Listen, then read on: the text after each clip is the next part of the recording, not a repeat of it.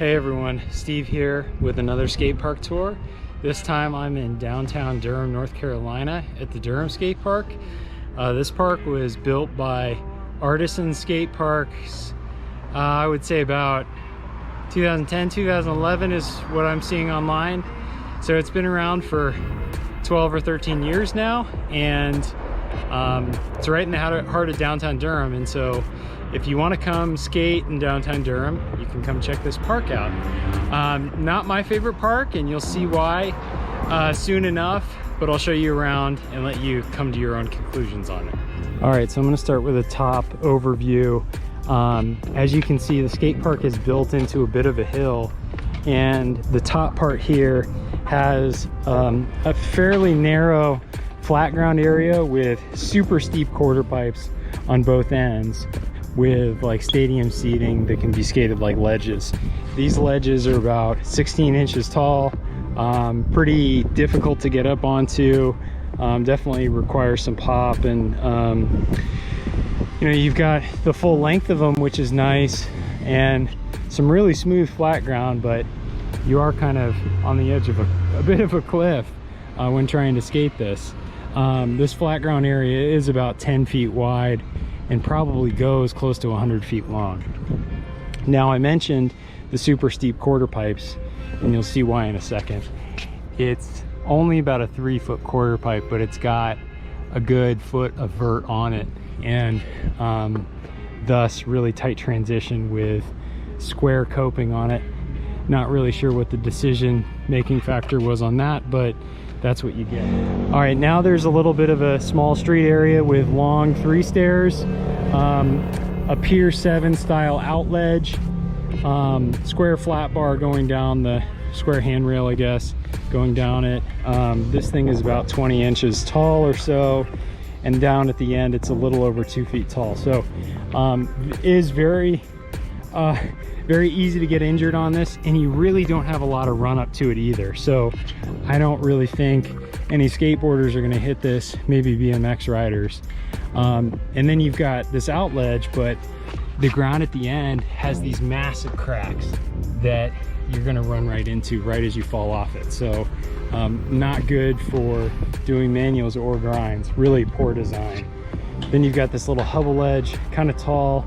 Again, not a lot of room to run up to it, and this thing is probably close to 2 feet, well over 2 feet to get onto it. Then you've got a really short amount of time before you transition into the next street area. This time you've got a round handrail going down a longer 5-stair, plus a hubba that is narrow enough to where you could do board slides and lip slides on it.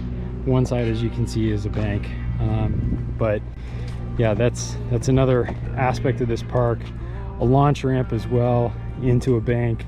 Again, not really sure of the logic, although you can skate it the other direction like a Eurogap. Center of the park has this pyramid hip thing that transitions into quarters on both sides of it. Probably is the better designed element of this park, just because you do have quite a few trick options on this and can get speed coming in either direction. But again, kind of a weird placement, not a lot of space. Behind me, there's a quarter pipe. This thing is about 6 feet tall, 7 foot on one end of it, with extensions. No coping on this, it's just concrete sitting on top. Not sure if there was at one point in time pool coping on it, but if there was, it's totally gone now. Then you get some more street aspects, another round rail, another hubba, both pretty tall to get onto. This time it's a 4-stair, and you've got a wall ride type of thing going. Now, as you'll notice, they made the steps transition into the wall ride individually, so it's not smoothed out. I've got to say that's probably a pretty strange feature. I haven't seen that too many times on a skate park, but I really wonder if these skate park builders knew what they were doing.